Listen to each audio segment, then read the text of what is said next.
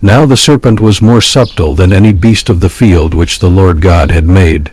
And he said unto the woman, Yea, hath God said, Ye shall not eat of every tree of the garden. And the woman said unto the serpent, We may eat of the fruit of the trees of the garden.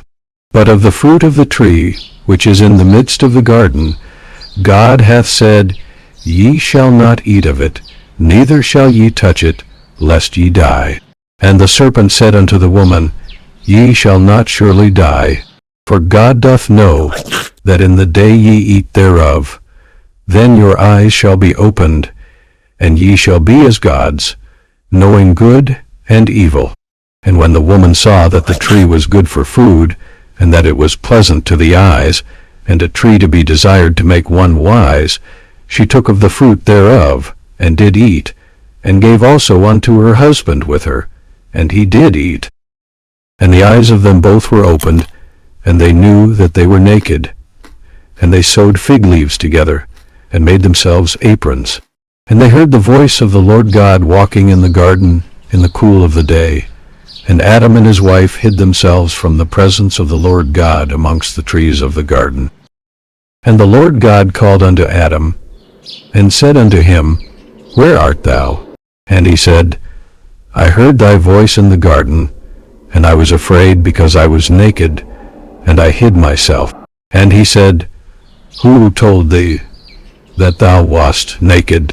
Hast thou eaten of the tree, whereof I commanded thee that thou shouldest not eat? And the man said, The woman whom thou gavest to be with me, she gave me of the tree, and I did eat. And the Lord God said unto the woman, What is this that thou hast done? And the woman said, The serpent beguiled me, and I did eat. And the Lord God said unto the serpent, Because thou hast done this, thou art cursed above all cattle, and above every beast of the field. Upon thy belly shalt thou go, and dust shalt thou eat all the days of thy life. And I will put enmity between thee and the woman, and between thy seed and her seed. It shall bruise thy head, and thou shalt bruise his heel.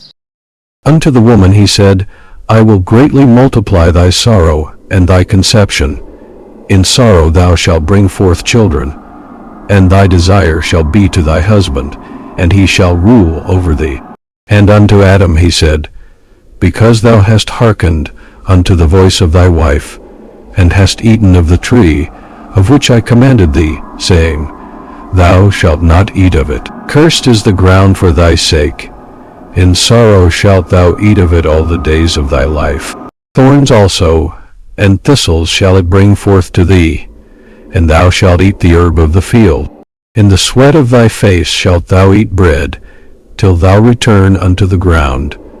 For out of it wast thou taken, for dust thou art, and unto dust shalt thou return. And Adam called his wife's name Eve, because she was the mother of all living.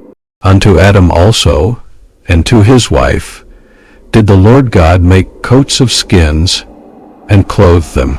And the Lord God said, Behold, the man is become as one of us, to know good and evil. And now, lest he put forth his hand, and take also of the tree of life, and eat, and live forever.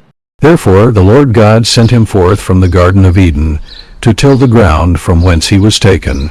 So he drove out the man, and he placed at the east of the Garden of Eden cherubims, and a flaming sword which turned every way, to keep the way of the tree of life.